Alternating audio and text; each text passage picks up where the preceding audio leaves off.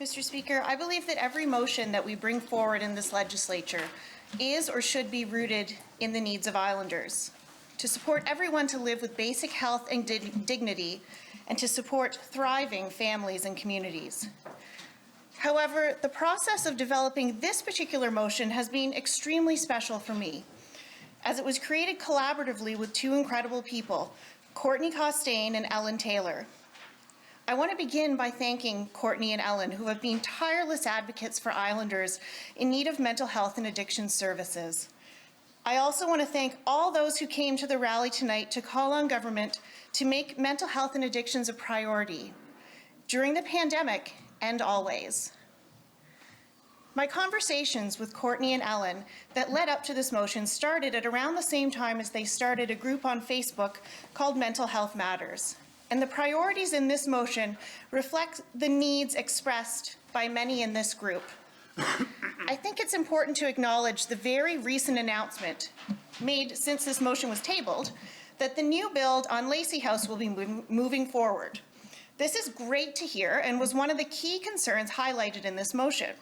It is absolutely true that more community-based programming will open up options for treatment and supports, providing appropriate and timely care. This is good and a needed investment. As I said, the process of developing this motion has proved special for me.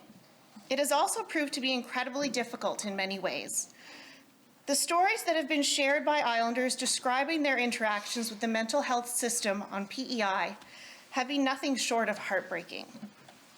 We are hearing that people are waiting 10 or more hours in Emerge for mental health support since the temporary closure of the PUC at the Hillsborough Hospital. Some have been eventually able to see a psychiatrist, and some have been told to come back another day, while others have received an appointment perhaps 2 or more weeks later. Our Minister of Health claims that the PUC simply got moved to the QEH, but what we are hearing from Islanders is that they are not experiencing the prompt and appropriate care that the PUC offered up until this staffing shortage. We are hearing that some Islanders are purposely overdosing as a desperate attempt to get help. Some are taking desperate and risky measures just to be prioritized and taken seriously. People are sharing that they feel like they are a criminal or bad or wrong when they finally go out and get the courage to ask for help. In their moment of need, they are being made to feel that they are not right to do so. Something needs to change, and we need strong leadership to do it. Back in March, when the pandemic first hit, experts around the globe were warning of the seriousness of COVID-19, and in general, PEI has done a good job of keeping us safe from the virus. However, just behind those warnings were other warnings from experts telling us that lockdowns, fear and anxiety, job loss, all of the impacts of the pandemic could cause a shadow pandemic of mental health and addictions cases. Our current government promoted a platform and subsequent mandate letters that prioritize mental health. So what did our government decide to do with these warnings? At the start of the pandemic, government closed almost all acute mental health and addiction services on PEI. Unit 9, the transition unit, and most in-person counseling were closed early in the pandemic. At the same time, government closed the liquor stores. People who are in the grip of an addiction, especially to alcohol, cannot just stop cold turkey with no support. Added to this was the trigger of increased stress of living in a global pandemic. Government moved patients who would normally be admitted to Unit 9 to the Hillsborough Hospital. There have been several reports on how the current Hillsborough Hospital is outdated and unsafe for housing patients. This is exactly why there are plans to replace it. At the same time, patients with dementia were moved into Unit 9. Because of the lay of this unit, it provided an appropriate structure for dementia care, and we needed to find a suitable space in a hurry. However, even though we had no hospital admissions due to COVID, it took until the end of September, according to the minister, almost 7 months, for the minister to even begin to explore options to move these patients to a suitable location so they could reopen Unit 9. This highlights a lack of planning and care for those awaiting appropriate long-term care placements and those in need of acute mental health care. It's also important to note that throughout this pandemic, government has publicly proclaimed our frontline medical staff were heroes.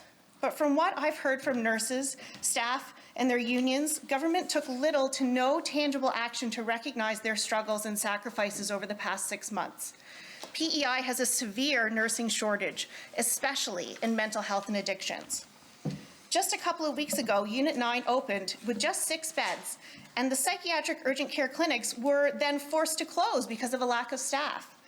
More must be done. Innovative approaches must be implemented to recruit and retain our healthcare staff. These are not the actions of a government that values mental health and addictions care.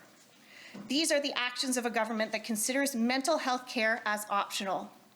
Without question, mental health is health. We know that the closure of services caused great harm and increased stigma. This cannot happen again. It was extremely disappointing to hear the minister state earlier today that he could not guarantee that acute mental health services will remain open. This time, we have time to plan so we can safely prioritize mental health should we face a second wave of COVID-19. It is absolutely critical and absolutely possible that we plan accordingly to make sure our mental health services remain a priority and essential mental health and addiction services remain in place should we face a second wave. Earlier today, the Minister of Health also said that there were not 3 staff, but 100 staff working on the master plan for the new mental health campus. But while there may be, and I'm sure there are several organizations and individuals contributing ideas and components of the plan, pulling this all together requires dedicated staff, and certainly more than a team of 3. It is critical that we have input from the hundreds of staff and experts across several departments. Yes, absolutely. But this cannot be planned off the side of someone's desk. We need dedicated staff to ensure that this plan moves forward, not eventually, but as soon as possible. Putting more resources into the master planning team is the only way to move this forward. So, why hasn't this happened? From where I am sitting, there are only 2 possible reasons to under-resource the master planning team at this stage. Either the minister has failed to ask the very simple question of why it will take 3 years to complete and is genuinely unaware of where the bottlenecks are for moving the mental health hospital forward. Or perhaps he is making a conscious decision to delay the significant financial investment required to build the hospital, perhaps even closer to or even after the next election. The calls to action contained in this motion are critical to start addressing the gaps in mental health and addiction services, but they are only the beginning and there is still much work to be done. It is time for a government that values all Islanders and takes their mental health seriously. It is time for mental illness to get the same priority as other illnesses. It is extremely disappointing that our government is making decisions that reflect an old way of thinking.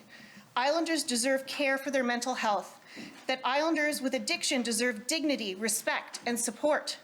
Premier King, Minister Aylward, we implore you to take a stand, take action, and make changes. It is past time for you to finally come through for those who trusted in you. Thank you, Mr. Speaker.